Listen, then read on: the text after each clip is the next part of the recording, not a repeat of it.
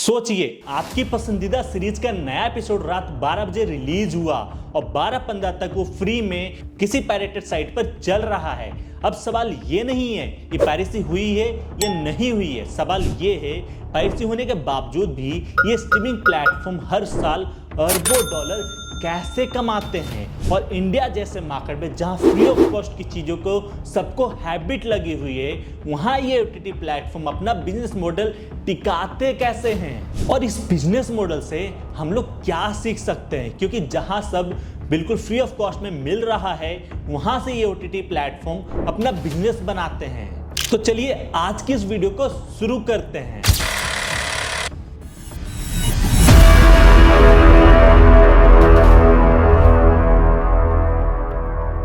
सबसे पहले एक कड़वी सच्चाई की बात कर लेते हैं और वो है ये जो पायरेसी है ना, इसको जीरो करना ऑलमोस्ट इम्पॉसिबल है। लेकिन दूसरी सच्चाई और भी दिलचस्प है और वो है कि पायरेसी होते हुए भी अर्निंग्स बढ़ाई जा सकती है। बस आपको अर्निंग्स को केवल सब्सक्रिप्शन तक सीमित नहीं रखना है, बस यही ओटीटी बिजनेस का मेन रूल है। चलिए सबसे पहले ना पायरेसी का स्केल समझते हैं ताकि आपको पता चले हम जिस टॉपिक पर बात कर रहे हैं कोई छोटा मोटा टॉपिक नहीं है। ग्लोबल लेवल पर मूसो नाम की डेटा फर्म ने 2024 में रिकॉर्ड किया कि पायरेसी वेबसाइट पर टोटल 216.3 बिलियन विजिटर्स गए थे, यानी 216.3 अरब लोग पायरेटेड कंटेंट तक पहुंचे थे। और मजेदार बात, इसमें सबसे बड़ा हिस्सा टीवी और एपिसोड कंटेंट का रहा है, जो कि लगभग 96.8 बिलियन विजिटर्स था। मतलब कि 96.8 बिलियन विजिटर्स ऐसे थे क्योंकि टीवी और एपिसोड कंटेंट को पायरेटेड वेबसाइट पे फाइंड आउट कर रहे थे। मतलब कि सीरीज, एनीमे, एपिसोड ये पायरेसी का ना मेन इंजन बन चुका है। और पायरेटरी मेथड क्या था और डिलीवरी मेथड क्या था? लगभग आधा आधा। स्ट्रीमिंग कर रहे थे 50.4% लोग और डाउनलोड कर रहे थे 49.6%, यानी लोग डाउनलोड करने के साथ साथ ऑनलाइन भी पायरेटेड कंटेंट को देख रहे हैं। भारत की बात करें तो भारत उसी रिपोर्ट में दूसरे नंबर पर आता है, करीब 17.56 बिलियन विजिटर्स, यानी 1756 करोड़ विजिटर्स। भारत की आबादी 140 करोड़ है, तो उस हिसाब से आप सोच सकते हैं कि कितने लोगों ने पायरेटेड कंटेंट देखा होगा। अब आप सोच रहे होंगे कि नंबर 1 पर कौन आता है, तो उसका जवाब है अमेरिका। ट्रम्प चाहे जितना भी सरपंच बन ले, लेकिन मूसो की 2024 की रिपोर्ट के अनुसार अमेरिका से लगभग 26.68 बिलियन लोग पायरेटेड साइट्स को विजिट किए थे। अब इंडिया स्पेसिफिक और बहुत ही सॉलिड रिपोर्ट बाहर आती है भारत सरकार के द्वारा, जो कि हमारे आई&बी मंत्रालय के साइट पर पब्लिश हुई थी। उस रिपोर्ट के अनुसार 2024 में इंडिया का जो ऑनलाइन वीडियो सेक्टर था लगभग 420 करोड़ डॉलर का था। इंडियन रुपये में बात करें तो 38,472 करोड़ रुपये, जिसमें 75% रेवेन्यू एडवर्टीजमेंट से था और 25% रेवेन्यू सब्सक्रिप्शन से आया। और उसी साल लगभग 90 मिलियन यूजर्स ने पायरेटेड कंटेंट को एक्सेस किया, जिससे लगभग 10,991 करोड़ रुपए का रेवेन्यू लॉस हुआ था, यानी लीगल वीडियो इंडस्ट्री के लगभग 10% के बराबर। रिपोर्ट ये भी कहती है अगर कुछ नहीं किया गया तो लगभग 2029 तक ये नुकसान 21,984 करोड़ तक जा सकता है। और अगर एंटी पायरेसी मेजर्स सही तरह लागू हो गए तो 2029 तक इसे बहुत कम किया जा सकता है। और मजे की बात यह है इससे 47,000 लोगों को जॉब मिल सकती है। अब आपका दिमाग में एक ही क्वेश्चन होगा और वो क्वेश्चन होगा, इतना बड़ा लीकेज है तो पैसा कहां से आता है? यहीं से असली बिजनेस शुरू होता है। प्लेटफॉर्म्स ने पिछले कुछ सालों में अपने मॉडल्स को एक ही पाइपलाइन से कई पाइपलाइन में बदला है, यानी अर्निंग्स के 6 से 7 अलग अलग रास्ते, ताकि एक जगह लीकेज भी हो रही हो तो दूसरे जगह से सिस्टम में पैसा आता रहे। तो चलिए थोड़ा सा इसको सिंपल वे में समझने का ट्राई करते हैं। पहला और सबसे पुराना रास्ता है सब्सक्रिप्शन, लेकिन स्मार्ट पैकेजिंग के साथ। पहले जमाने में एक ही सब्सक्रिप्शन होता था, एक ही रेट पे होता था और सब वही यूज करते थे। लेकिन अब जमाना बदल गया है। अब एक ही सब्सक्रिप्शन नहीं होता, फैमिली प्लान होता है, मोबाइल प्लान होता है, प्रीमियम प्लान होता है और बहुत से ऐसे प्लेटफॉर्म्स हैं जिन्होंने तो एक ऐसा प्लान लॉन्च किया है जहां पर एड सपोर्टेड का ऑप्शन है। इसका मतलब क्या? इसका मतलब ये है कि जो लोग पूरा पैसा नहीं दे सकते हैं एटलीस्ट उनसे कुछ पैसे तो लेंगे ही लेंगे और यहीं से उनका बिजनेस काफी अच्छा चलता रहता है। एड से भी पैसे आते हैं, सब्सक्रिप्शन से भी पैसे आते हैं। अब देखिए नेटफ्लिक्स का एग्जांपल ले लेते हैं। ये डाटा कल्पना नहीं है, एसईसी की फाइलिंग से है। 2024 में नेटफ्लिक्स का कुल रेवेन्यू लगभग 3,57,240 करोड़ था और ऑपरेटिंग इनकम लगभग 95,264 करोड़ रुपए थे और उनका ऑपरेटिंग मार्जिन लगभग 27% और नेट इनकम लगभग 79,692 करोड़ था। यानी कोई सिर्फ ग्रोथ वाली कंपनी नहीं रही, ये एक प्रॉफिट मशीन है और ये उसी इंडस्ट्री में है जहां पायरेसी हर जगह पर है। तो सवाल इनका फंडामेंटल क्या है? फंडामेंटल ये है इनके पास ऐसा प्रोडक्ट है जहां बहुत बड़ा जो कस्टमर का बेस है ना वो कन्वीनियंस, क्वालिटी और भरोसा के लिए पैसा देता है। पायरेसी में आपको 10 झंझट मिलेंगे। कभी लिंक मिलेगा, लिंक पे क्लिक करोगे डाउनलोड नहीं होगा, क्वालिटी घटिया होगी, सबटाइटल नहीं होगा, वायरस आने के चांसेस होंगे और वहां पर बहुत सारे 18+ एड्स आ रहे होंगे जिसको आप फैमिली के साथ नहीं देख सकते। बट लीगल वे में एक क्लिक करो, हाई क्वालिटी में वो वीडियो आपको मिल गई, आपको प्रोफाइल मिल जा रहा है, आपको रिकमेंडेशंस मिल जाए, आप उसे डाउनलोड कर सकते हो, मल्टी डिवाइस में देख सकते हो और यही फ्रिक्शन जो है ना दोनों के बीच में जो गैप है ना यही पैसे में बदल जाता है। लेकिन 2026 के आसपास की एक बहुत ही बड़ी कहानी ये है कि सब्सक्रिप्शन के साथ साथ दूसरी जो इनकम सोर्स है ना उसमें बहुत ज्यादा इंक्रीमेंट हुआ है। दूसरा रास्ता है एडवर्टीजमेंट यानी एड सपोर्टिंग अर्निंग का एक्सप्लोजन। अगर आप इंडिया जैसे मार्केट में हैं तो आप ये जानते हैं कि सब्सक्रिप्शन से ज्यादा बड़ा गेम एडवर्टाइजिंग का है। इवन जो स्टार्टिंग मैंने आपको गवर्नमेंट रिपोर्ट की बात करी थी, इंडिया के ऑनलाइन वीडियो सेक्टर में 2024 में जो रेवेन्यू हुआ था उसका 75% ओनली एडवर्टीजमेंट से आया था। इसका मतलब ये है कि प्लेटफॉर्म का फोकस सिर्फ सब्सक्राइबर बढ़ाने पे नहीं है बल्कि व्यूअर्स लाने पर है, वॉच टाइम बढ़ाने पे है, इंप्रेशंस इंक्रीज करने पे है ताकि वो ब्रांड से एडवर्टीजमेंट के लिए पैसे चार्ज कर सके और आपसे सब्सक्रिप्शन भी ले, आपको एड्स भी दिखाए, दोनों तरफ से वो लोग प्रॉफिट जनरेट करें। नेटफ्लिक्स की एड साइट की ग्रोथ को देखें तो मई 2025 में रिपोर्ट हुआ कि उनकी एड सपोर्टेड टियर पर 94 मिलियन मंथली यूजर्स तक पहुंच चुके थे और ये कई मार्केट्स में नई साइनअप्स का बड़ा हिस्सा बन रहा था। फिर नवंबर 2025 में नेटफ्लिक्स ने एड रीच को मापने का एक नया मैट्रिक बताया, मंथली एक्टिव यूजर्स, और कहा कि उनकी एड टियर में अब 190 million plus monthly active users तक पहुंचते हैं। और उन्होंने ये भी कहा कि हमारा जो एड रेवेन्यू है बहुत ही जल्दी डबल होने के 100% चांसेस हैं। इसका बिजनेस से मतलब क्या है? मतलब ये है कि जो आदमी पायरेसी की ओर जाता था क्योंकि उसे सब्सक्रिप्शन महंगा लगता था, उसे अब कम कीमत पर प्लेटफॉर्म खींच लेता है और अर्निंग दोनों तरफ से होती है, सब्सक्रिप्शन के पैसे से भी और जो वो एड्स देख रहा है उस एड रेवेन्यू से भी। और यही पायरेसी के खिलाफ सबसे स्मार्ट बिजनेस हथियार छुपा है। पायरेसी का सबसे बड़ा जो हिस्सा है ना वो प्राइस सेंसिटिव यूजर है। वो हर साल में प्रीमियम पैसा नहीं देगा, लेकिन अगर आप उसे कम कीमत या फ्री में लीगल विकल्प दे दे तो वो पायरेसी की मेहनत क्यों करे?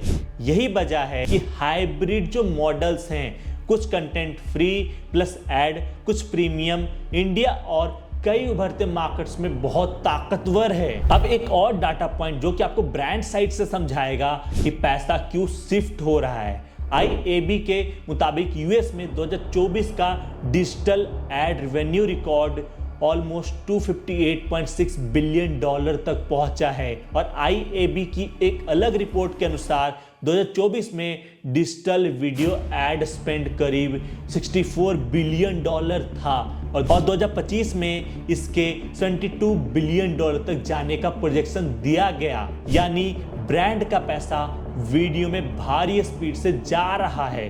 प्लेटफॉर्म वही पैसा पकड़ना चाहते हैं, वही पैसे को कंट्रोल करना चाहते हैं। और तीसरा रास्ता है प्लान में ऐड जोड़ो और ऐड फ्री के लिए एक्स्ट्रा चार्ज करो। ये ना बहुत ही न्यू तरीका है बट बहुत ही ज्यादा असरदार है। Amazon प्राइम वीडियो का इंडिया वाला कदम देखिए। 17 जून 2025 से उन्होंने लिमिटेड ऐड शुरू करने की बात कही और ऐड फ्री देखने के लिए अलग से 699 पर ईयर या 129 पर मंथ का एड ऑन ऑप्शन रखा। अब बिजनेस समझिए, पहले एक ग्राहक X रुपये में ऐड फ्री देखता था, अब वही ग्राहक दो कैटेगरी में बट गए। जो ऐड देख लेगा अब उससे ऐड रेवेन्यू कमाओ, जो ऐड नहीं देखेगा आप उससे एक्स्ट्रा चार्ज लो। दोनों में पैसा ही पैसा। और पायरेसी जो मुफ्त के लिए भागता है उसके लिए आप कम फ्रिक्शन वाला, कम कीमत वाला लीगल ऑप्शंस दे रहे हो ताकि वो पायरेसी साइट खोलने से पहले 10 बार सोचे। चौथा तरीका है बंडलिंग और डिस्ट्रीब्यूशन। आपने बहुत बार देखा होगा, इंडिया के अंदर खासतौर ये देखा गया है कि जो भी कंपनीज होती है वो क्या करती है, एक दूसरे के साथ कोलैब करती है और बोलती है यदि आप हमारी ये सर्विस लोगे तो आपको ये चीज बिल्कुल फ्री ऑफ कॉस्ट में मिल रहा है। इससे यूजर्स को क्या लगता है, एक ही चीज में दो चीजें मिल रही है। जैसे अभी कुछ टाइम पहले बात करें तो एयरटेल और परप्लेक्सिटी ने कोलैब किया था कि जिसके पास एयरटेल का नंबर है उसको 1 साल के लिए परप्लेक्सिटी बिल्कुल फ्री ऑफ कॉस्ट में मिलने वाली है।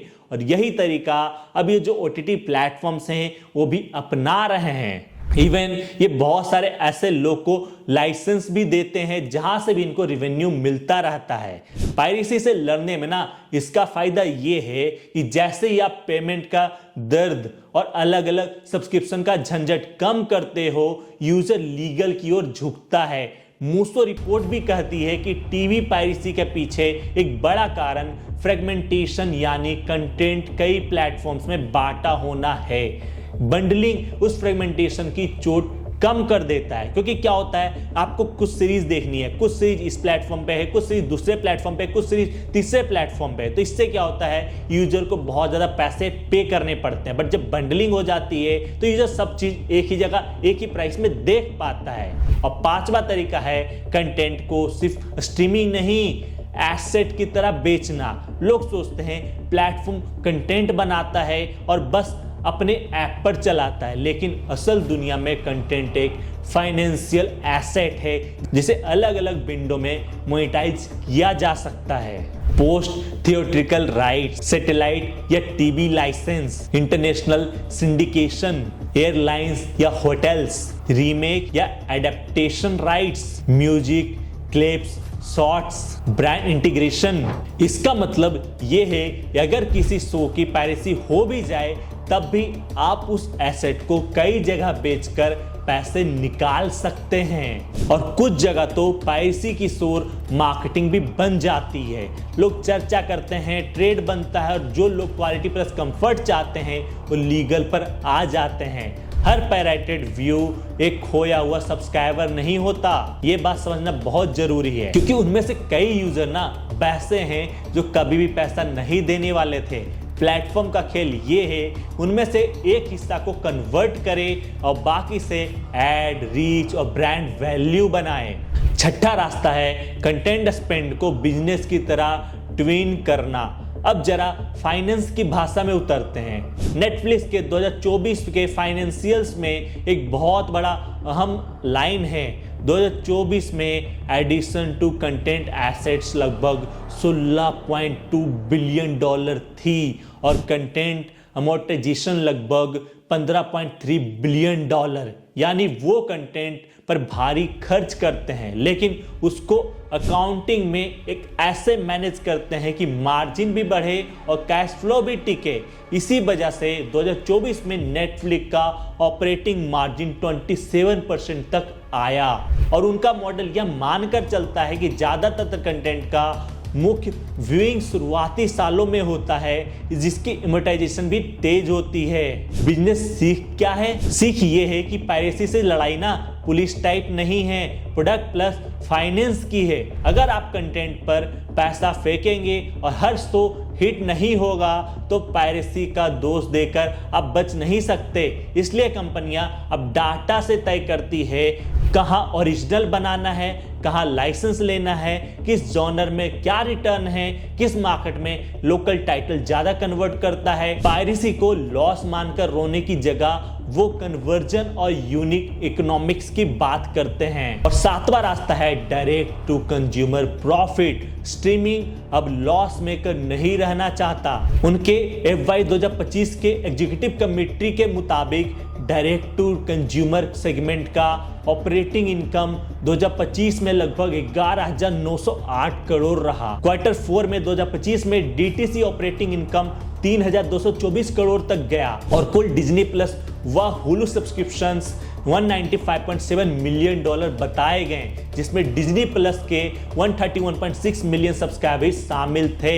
ये नंबर इसलिए इंपॉर्टेंट है क्योंकि ये बताते हैं इंडस्ट्री का फोकस अब सब्सक्राइबर बढ़ाओ से हटकर प्रॉफिटेबल सब्सक्राइबर, प्रॉफिटेबल व्यूइंग पर आ गया है। यानी पायरेसी हो, फिर भी अगर आपके पास सही प्राइसिंग, सही एड मॉडल, सही कंटेंट मिक्स और सही लागत नियंत्रण है तो आप प्रॉफिट बना सकते हैं। वार्नर ब्रॉस डिस्कवरी ही देख लीजिए, उनके अर्निंग्स रिलीज में स्ट्रीमिंग एडजस्टेड EBITDA लगभग करीब 3,160 करोड़ लिखा हुआ है और कंपनी ने भी फ्री कैश फ्लो भी रिपोर्ट किया। इसका मतलब वही है स्ट्रीमिंग को अब कैश जनरेशन की दिशा में ढकेला जा रहा है। अब यहाँ एक बहुत जरूरी सवाल आता है, ठीक है अर्निंग्स के तरीके तो समझ गए, लेकिन पायरेसी के बाद भी खासकर रिलीज के पहले हफ्ते में प्लेटफॉर्म क्या करते हैं ताकि पैसा तुरंत आए? यहीं से टैक्टिक्स शुरू होती है। टैक्टिक 1, रिलीज के पहले 48 घंटे में इवेंट बनाना। पायरेसी सबसे ज्यादा हाइप पर चलती है, इसलिए प्लेटफॉर्म रिलीज को इवेंट बनाते हैं। ट्रेलर से लेकर social media, tie up, meme culture, premiere, star marketing. Target ये रहता है कि लोग उसी समय लीगल प्लेटफॉर्म पर आए क्योंकि उन्हें उसी पल भागीदार होना है। अब इसे यूं समझिए, अगर कंटेंट सोशल करेंसी बन गया तो कई लोग पायरेसी की घटिया लिंक को भरोसे ना बैठकर वो डायरेक्टली ऐप खोलेंगे। टैक्टिक 2, लाइव और स्पोर्ट्स का दबदबा, जहां पायरेसी का मजा कम हो जाता है। मूसो के डाटा में टीवी पायरेसी के अंदर लाइव स्पोर्ट का शेयर भी दिखता है, लेकिन लाइव कंटेंट का एक बड़ा फायदा यह है कि पायरेसी में लेटेंसी, लिंक कैश, क्वालिटी, भरोसा सब खराब। लोग महत्वपूर्ण मैच के लिए स्टेबल अनुभव चाहते हैं, इसलिए खेल अधिकतर महंगे होने के बावजूद प्लेटफॉर्म्स का आकर्षण बना रहता है, क्योंकि लाइव का बिजनेस सिर्फ सब्सक्रिप्शन नहीं, एडवर्टीजमेंट और स्पॉन्सरशिप भी देता है। और इंडिया में तो स्पोर्ट्स प्लस फ्री या कम कीमत वाला मॉडल बेहद पावरफुल साबित होता है। टैक्टिक 3, पायरेसी को महंगा नहीं, लीगल को आसान बनाना। बहुत लोग सोचते हैं पायरेसी रोकने के लिए बस कानून चाहिए। कानून जरूरी है, लेकिन यूजर के लिए सबसे बड़ा ड्राइवर है आसान एक्सेस। मूसो रिपोर्ट में भी लिखा है कि टीवी पायरेसी का कारण फ्रेगमेंटेशन और जियो रिस्ट्रिक्शन जैसे मुद्दे हैं। इसका जवाब बिजनेस क्या देता है? बेहतर UX, बेहतर सर्च और रिकमेंडेशन फीचर, एक से ज्यादा भाषा में डब हो या सबटाइटल्स अवेलेबल हो, लो डाटा मोड या ऑफलाइन डाउनलोड के ऑप्शंस हो, कम प्राइस में वो प्लान हमें मिल रहा हो, डिवाइस का जो पार्टनरशिप है वो काफी सही हो, डिवाइस में लेटेंसी ज्यादा ना आए। यानी आपको जो चाहिए, जब चाहिए, जितने में चाहिए, ये लीगल में मिलने लगे तो पायरेसी खुद कमजोर होने लगेगा। Tactic 4, technology plus code, wrong sites पर तेज से कार्रवाई। अब आते हैं हाई स्पीड पर। इंडिया में 2026 की शुरुआत में दिल्ली हाई कोर्ट ने डायनेमिक प्लस तरह के बहुत सारे ऐसे वेबसाइट्स थे, पैसी वेबसाइट, जिनको ब्लॉक कर दिया, जिसमें बहुत ही बड़े बड़े इंटरनेशनल कंटेंट ऑनर्स भी शामिल बताए गए। इस तरह के आदेशों का फायदा यह है कि सिर्फ एक डोमेन नहीं, इसके मिरर रिडायरेक्ट वर्जन भी जल्दी ब्लॉक कराए जा सकते हैं। बिजनेस इंपैक्ट क्या है? जब आप पायरेसी के डिस्ट्रीब्यूशन को थोड़ा धीमा करते हो, खासकर रिलीज विंडो में, तो वही समय होता है जब सबसे ज्यादा लोग लीगल की ओर आते हैं। पूरी पायरेसी खत्म नहीं होती, लेकिन फ्रिक्शन बढ़ता है और कन्वर्जन भी इंक्रीज होता है। टैक्टिक 5, एडर फ्रेंडली इन्वेंट्री बनाना, यानी ब्रांड को भरोसे वाला माहौल। ब्रांड अपना पैसा वहीं लगाता है जहां मेजरमेंट हो, ब्रांड सेफ्टी हो, टारगेटिंग हो। पायरेसी साइट पर ब्रांड के लिए ये सब जहर है, इसलिए प्लेटफॉर्म्स एडटेक में निवेश करते हैं। नेटफ्लिक्स ने भी कई लाइव इवेंट्स में डायनामिक एड इंसर्शंस जैसे दिशा की बात की है। बिजनेस में इसका नतीजा ये निकलता है, जितना ज्यादा ब्रांड बजट आपके पास आएगा उतना कम आप सब्सक्रिप्शन प्राइस पर निर्भर रहेंगे और पायरेसी का झटका भी उतना कम लगेगा। अब यहाँ पर एक छोटा सा बहुत ही प्रैक्टिकल कैलकुलेशन आपको समझाता हूँ, और ये किसी एक कंपनी का ऑफिशियल नहीं, बस मॉडल थिंकिंग है। मान लीजिए किसी मार्केट में 10 लाख लोग किसी बड़ी सीरीज को पायरेसी से देखते हैं। अब मान लीजिए आप 3 कदम लेते हैं, आप 199 और 299 जैसी रेंज में एड सपोर्टेड प्लान रखते हैं। आप कोड या टेक के जरिए टॉप 50 पायरेसी लिंक को बंद करवा देते हैं या बॉट अटैक से उसे स्लो कर देते हैं, जिससे लोगों को वो थोड़ी देर या ज़्यादा मेहनत करनी पड़ेगी, और आप उसी सीरीज के लिए लीगल में बेहतर subtitle, dub, 4K, offline recap, extra clip जैसे फीचर्स देते हैं। अब मान लीजिए 10 लाख में से सिर्फ 8% लोग भी कन्वर्ट हो गए, यानी 80,000 लोग। अगर इनमें से आधे लोग भी 199 वाला प्लान लें और आधे 299 वाला, तो औसत 249 रुपीज मान लो। अब 80,000 को 249 से मल्टीप्लाई कर दो तो ये होता है 1,99,20,000, यानी कि 2 करोड़ रुपए लगभग पर मंथ सिर्फ सब्सक्रिप्शन से। और यही 80,000 लोग महीने में औसतन 25 to 30 आवर्स देखें तो बीच में एड इंप्रेशंस बने और वो एड इंप्रेशन का रेवेन्यू अलग से मिला। ये पैसा उस जीरो से बेहतर है जो आप तब कमाते जब आप सिर्फ प्रीमियम प्लान बेचते और ये 10 लाख लोग सीधे पायरेसी पर भाग जाते। और यही है पायरेसी के बाद भी अर्निंग का असली गणित। हर यूजर को ना प्रीमियम में बदलने की जरूरत नहीं है, एक हिस्से को एड सपोर्टेड में बदलो और एड बंडल लाइसेंसिंग से बाकी वैल्यू को पकड़ो। अब एक आखिरी बहुत जरूरी पॉइंट, पायरेसी का असर सिर्फ सब्सक्रिप्शन पर नहीं पड़ता, ये एडवर्टीजमेंट पर भी पड़ता है। सरकारी रिपोर्ट ने भी कहा है कि पायरेसी प्रीमियम सर्विसेज के एड रेवेन्यू को दबाती है, क्योंकि जब ट्रैफिक चोरी होता है तो आपका इंप्रेशन स्टॉक कम हो जाता है। इसके लिए प्लेटफॉर्म्स के लिए एंटी पायरेसी का ROI डबल है, सब्सक्रिप्शन भी बचता है और एड इन्वेंट्री भी। तो अगर आपको एक लाइन में इस वीडियो का निष्कर्ष चाहिए तो ये है, पायरेसी के बाद भी स्ट्रीमिंग प्लेटफॉर्म पैसे इसलिए बनाते हैं क्योंकि उनके अर्निंग्स को एक रास्ते से नहीं 6 से 7 रास्ते से मिलता है। सब्सक्रिप्शन से मिलता है, एडवर्टीजमेंट से मिलता है, एड फ्री स्पेशल से मिलता है, एड फ्री स्पेशल से मिलता है, बंडलिंग से मिलता है, लाइसेंसिंग से मिलता है, लाइव स्पोर्ट इवेंट से मिलते हैं, और अल्टीमेटली टेक प्लस जो लीगल से रिलीज वीडियो की जो सुरक्षा होती है, सिक्योरिटी होती है, वहाँ से भी उनको काफ़ी अच्छा खासा सेफ्टी नेट मिल जाता है। और सबसे बड़ी बात, उन्होंने यूजर के लिए लीगल को आसान और पायरेसी को झंझट वाला बनाने की रणनीति अपनाई है। और अगर थोड़ा दिमाग लगाया जाए तो आप अपने बिजनेस में इन तरीकों का उपयोग करके बायर को अपने आप बुला सकते हैं। आपको अगर ये वीडियो पसंद आया है तो वीडियो को लाइक करना ना भूलें। आपका एक लाइक हमें इस तरह के और कंटेंट बनाने के लिए मोटिवेशन देता है। और वीडियो को अपने सारे बिजनेसमैन एंड एंटरप्रेन्योर माइंडसेट वाले दोस्तों के साथ जरूर शेयर करें, ताकि वो भी समझ सके कि अगर पायरेटेड होने के बावजूद ये OTT प्लेटफॉर्म पैसा कमा सकते हैं तो वो भी अपने बिजनेस से प्रॉफिट कमा सकते हैं। बस जरूरत है सही स्ट्रैटेजी की। बाकी मैं आपसे मिलता हूं नेक्स्ट वीडियो में, तब तक के लिए थैंक्स फॉर वॉचिंग गाइस। जय हिंद, जय भारत।